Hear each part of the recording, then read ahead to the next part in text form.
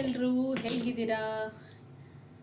ನೋಡ್ತಾ ಇದ್ದೀರಾ, ನಾನು ಇವತ್ತು ಜೋಳದ ಮುದ್ದೆಯನ್ನು ಮಾಡೋದನ್ನು ತೋರಿಸ್ತೀನಿ, ಹೇಗೆ ಮಾಡೋದು ಅಂತ. ರಾಗಿ ಮುದ್ದೆ ಆಲ್ಮೋಸ್ಟ್ ಎಲ್ಲರಿಗೂ ಬರುತ್ತೆ. ಜೋಳದ ಮುದ್ದೆ ಮಾಡೋದು ಸ್ವಲ್ಪ ಕಷ್ಟ, ಏಕೆಂದರೆ ಅದು ಬೇಗ ಗಟ್ಟಿಯಾಗಿಬಿಡುತ್ತೆ. ಸೊ ನಾನು ಇಲ್ಲಿ ಒಂದು 4 ಮುದ್ದೆ ಆಗೋಷ್ಟು ಹಾಕ್ಕೊತಿದ್ದೀನಿ. ನೋಡಿ, ನೀರು ಹಾಕಿದ್ದೀನಿ, ಸ್ವಲ್ಪ ಬಿಸಿ ಆಗಲಿ. ಸ್ವಲ್ಪ ಬಿಸಿಯಾಗಿದೆ ನೀರು. ಇವಾಗ 1 ಸ್ಪೂನಷ್ಟು ನಾನು ಜೋಳದ ಹಿಟ್ಟನ್ನು ಹಾಕ್ಕೊಳ್ತಾ ಇದ್ದೀನಿ.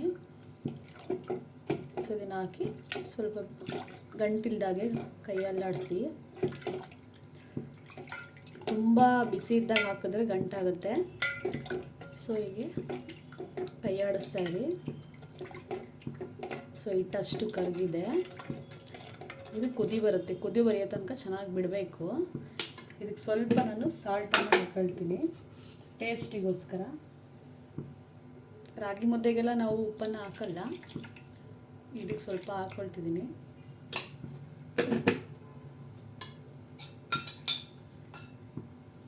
ಹಾಗೆ 1 ಸ್ಪೂನಷ್ಟು ಎಣ್ಣೆಯನ್ನು ಹಾಕ್ಕೊಳ್ತಿದ್ದೀನಿ, ಗಂಟಾಗಲ್ಲ ಅಂತ. ಉಪ್ಪು ಮತ್ತು ಎಣ್ಣೆಯನ್ನು ಹಾಕೋದ್ರಿಂದ ಮುದ್ದೆ ಗಂಟಾಗಲ್ಲ.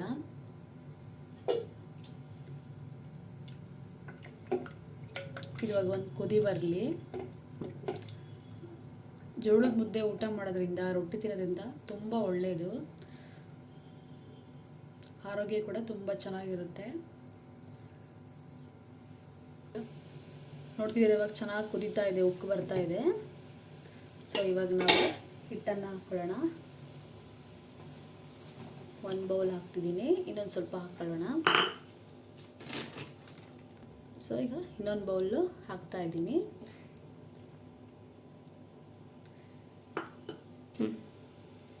ಉಪ್ಪು ಬರ್ತಾ ಇದೆ. ಇದನ್ನು ಗಂಟಾಗ್ದಂಗೆ ಬೇಗ ಕಲಿಸ್ಬೇಕು.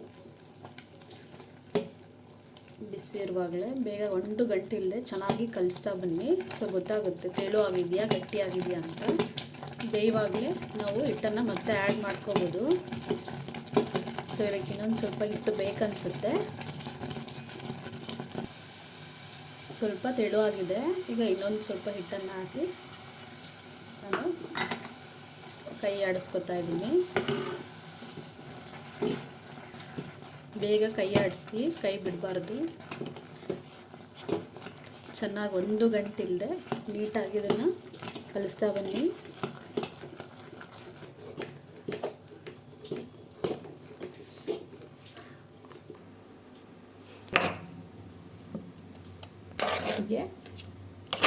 ಕೆಳಗಡೆ ಕೂತು ಕಲಿಸ್ತಾ ಇದ್ದೀನಿ. ಸೊ 2 ಮುದ್ದೆ ಆದರೆ ಗ್ಯಾಸ್ ಮೇಲೆ ಇಟ್ಟು ನಾವು ನೀಟಾಗಿ ಕಲಿಸ್ಬೋದು. ಸೊ ಇದು ಜಾಸ್ತಿ ಕ್ವಾಂಟಿಟಿ ಇರೋದ್ರಿಂದ ಕೈಲಿ ಅಲ್ಲಾಡ್ಸೋಕ್ಕಾಗಲ್ಲ. ಇದು ಕೂಡಿಸ್ಕೊಂಡಿದ್ದೀನಿ ಕೆಳಗಡೆ ಕೂತು. ಸ್ವಲ್ಪ ಹೊತ್ತು ನಾನು ಪ್ಲೇಟನ್ನು ಮುಚ್ತಾ ಇದ್ದೀನಿ. ಸ್ವಲ್ಪ ಬೇಯಲಿ ಇದು ಚೆನ್ನಾಗಿ. ಸರಿಯಾಗಿ ಬೆಂದಿಲ್ಲ ಅಂದರೆ ಇದು ಮತ್ತೆ ಹೊಟ್ಟೆ ಪ್ರಾಬ್ಲಮ್ ಆಗುತ್ತೆ, ಹೊಟ್ಟೆ ನೋವು ಬರುತ್ತೆ. ಒಂದು 5 ನಿಮಿಷ ಇದನ್ನು ಬೇಯಕ್ಕೆ ಬಿಡೋಣ ನಾವು.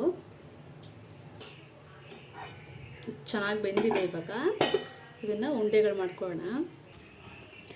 1 ಬೌಲ್ಗೆ ಸ್ವಲ್ಪ ಎಣ್ಣೆ ಹಾಕ್ಕೊಂಡು ಇದನ್ನು ಹೀಗೆ ಉಂಡೆ ಮಾಡ್ಕೊಳ್ತಾ ಬರ್ತೀನಿ.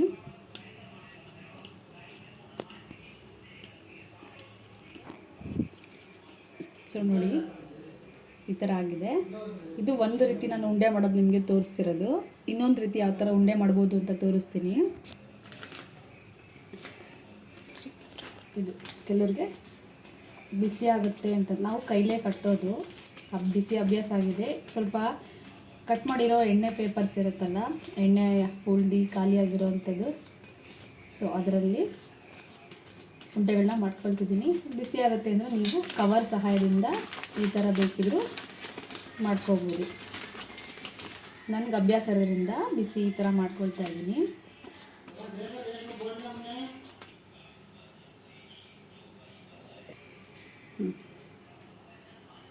ಸೊ ನೋಡಿದ್ರಲ್ಲ, 4 ಮುದ್ದೆ ರೆಡಿಯಾಗಿದೆ. ಸೊ ನೋಡ್ತಾ ಇದ್ದೀರಾ, ಇಲ್ಲಿ ಬಿಸಿ ಮುದ್ದೆ, ಜೋಳದ ಮುದ್ದೆ, ಬಸ್ಸಾರು 2, 1 ವಡೆ ಇಟ್ಟಿದ್ದೀನಿ, 1 ಬಜ್ಜಿ ಹಣ್ಣು ಇಟ್ಟಿದ್ದೀನಿ. ಸೊ ಊಟಕ್ಕೆ ರೆಡಿ. ತುಂಬ ಚೆನ್ನಾಗಿದೆ. ನೀವು ಒಂದು ಸತಿ ಟ್ರೈ ಮಾಡಿ. Thank you all.